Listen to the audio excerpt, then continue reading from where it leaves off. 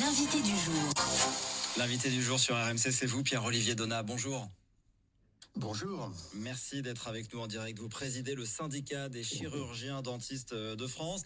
Les dentistes qui ont donc accepté que leur installation soit désormais régulée, comme les kinés, comme les infirmiers. Dans les zones déjà bien dotées, un dentiste ne pourra s'installer que si un autre s'en va. L'accord a été signé vendredi. C'est une petite révolution que vous avez acceptée là. C'est vrai que c'est une petite révolution, c'est un sujet extrêmement clivant, y compris dans nos rangs, vous l'imaginez, car il prévoit, comme vous l'avez très bien décrit, un départ pour une arrivée. Et là, c'est vraiment quelque chose qui rompt avec ce qui peut être considéré comme un des piliers de l'exercice libéral, qui est la liberté d'installation. On imagine bien que parmi la plus jeune génération, ça a pu faire quelques remous. Ça vous semblait impératif de faire cette concession? Les déserts médicaux, c'est une réalité aussi pour les dentistes?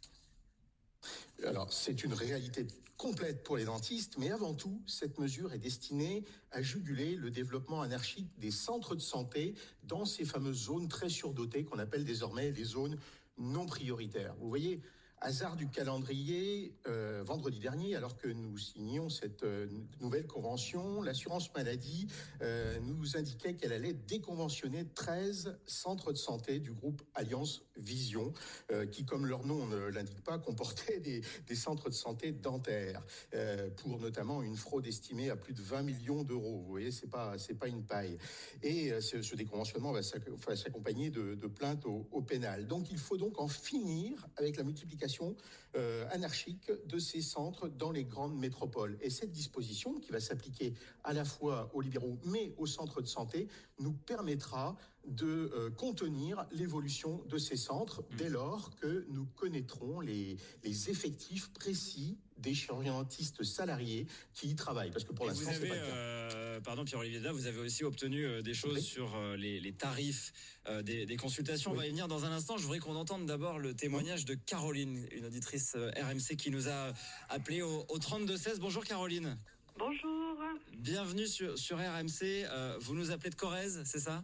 C'est ça, oui, de Merline, un petit patelin un petit peu paumé à côté du sel. Alors vous dites petit patelin, est-ce que ça veut dire aussi des difficultés pour trouver des rendez-vous médicaux et pour trouver des rendez-vous, en l'occurrence là chez le dentiste? Ah, c'est horrible, c'est-à-dire qu'on est une famille de 6 personnes, ça fait 10 ans qu'on habite dans la Corrèze et on n'a toujours pas de dentiste attitré. Et donc, vous racontiez que votre fils a eu un accident et que là, ça a été très compliqué de trouver même un rendez-vous en urgence. Ah, ça a été d'une horreur monumentale, c'est-à-dire que mon fils a eu un accident de vélo le vendredi soir à 5h de l'après-midi. Donc la tête avait choqué et les pompiers l'ont emmené au premier service d'urgence donc qui se trouve à Ussel, donc un hôpital qui manque de moyens certes, mais bon un petit peu dans l'incompétence aussi. Et donc même pas de radio de la mâchoire puisqu'ils ne sont pas équipés. Et donc, moi, j'ai insisté pour qu'ils fassent un scanner, mais le scanner, ils se sont arrêtés au sinus, voir s'il y avait un saignement. Bon, heureusement, il n'y avait rien à ce niveau-là. Et pas de dentiste pour vous prendre en charge? Ah, rien du tout. C'est-à-dire que mon fils avait une dent qui avait reculé de plus de 1,5 cm dans la mâchoire. Et aux urgences, je suis juste sortie avec du Doliprane. C'est en me disant, il va falloir voir avec un dentiste. Sauf que le samedi matin, mon fils s'est levé avec un côté de visage qui avait triplé de volume. Un truc très très impressionnant. Donc j'ai pris mon téléphone, j'ai appelé tous les dentistes. Il faut savoir qu'il y en a 11 répertoriés sur Ussel. Les 11 ne sont pas ouverts le samedi et que ceux qui étaient ouverts m'ont dit ah non agenda plein, on peut pas le prendre. Impossible. Même en urgence. Même pour une urgence. Et alors il y avait également tout à l'heure Raphaël qui nous racontait que lui, quand il a appelé le dentiste le plus proche de chez lui, il y avait 2 ans d'attente parce qu'il est nouveau patient pour avoir un rendez-vous. Merci beaucoup pour votre témoignage, Caroline. Je reviens vers vous, Pierre-Olivier Donat. Voilà, c'est la situation aujourd'hui dans certains territoires. Complètement, et on compatit tout à fait à la situation qu'a rencontrée Caroline en Corrèze. Il faut imaginer que entre les zones les moins dotées en chirurgiens dentistes et celles où il y en a le plus, il y a un rapport de 1 à 7. En clair, il y a 7 fois plus de dentistes dans Paris intramuros par nombre d'habitants qu'il n'y en a en Corrèze.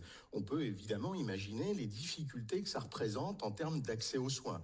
Donc ces mesures sont destinées évidemment à compenser peu ou prou ces graves déficits en praticiens dans ces zones très sous-dotées. Et le même problème se pose aussi dans plusieurs spécialités médicales et notamment pour les généralistes, ce que les médecins refusent. Finalement, vous acceptez cette régulation de l'installation que les médecins refusent depuis des années. Vous comprenez leur réticence ou est-ce que vous dites en fait il faudrait appliquer ça à tout le monde, il n'y a pas de raison?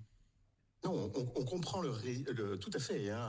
Ce problème, c'est un problème qui concerne évidemment toutes les professions médicales. Si les deux syndicats représentatifs de la profession ont accepté de signer ce texte, c'est bien en regard de l'équilibre général de ce texte.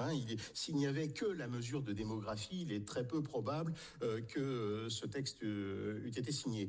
Non, il s'agit vraiment de considérer dans sa globalité une convention. Vous savez, c'est le texte qui régit les rapports entre l'assurance maladie obligatoire complémentaire et les chirurgiens dentistes comportent un grand nombre de dispositions et ces dispositions, évidemment, elles sont jugées dans leur globalité. Et c'est cette globalité qui nous a permis de signer ce texte. On comprend que chez les médecins, il ait pu s'agir d'une sorte de ligne rouge qu'ils n'ont pas voulu franchir, même si tous les syndicats médicaux, je crois pouvoir le dire, témoignent d'un grand intérêt pour la question, c'est évident. Ils ont les mêmes difficultés que nous et ils sont absolument sensibles, c'est très clair, aux difficultés d'accès aux soins. Vous dites équilibre général de cet accord, puisque c'est un accord, c'est un deal que vous avez passé avec l'assurance maladie et dans l'autre sens, vous avez obtenu des revalorisations de certains actes et de consultations. Est-ce que ça veut dire que pour nous, les patients, ça va nous coûter plus cher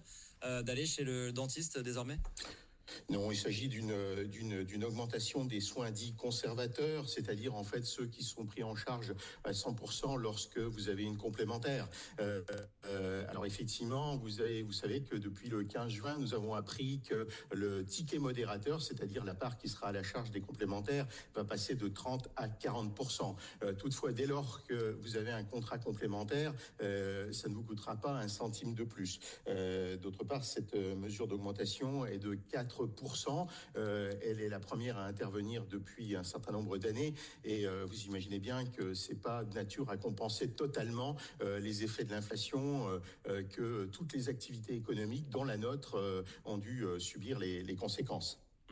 Merci d'avoir été l'invité d'RMC ce matin, Pierre-Olivier Donat, président du syndicat des chirurgiens dentistes de France. Merci à vous, bonne journée, 7h50.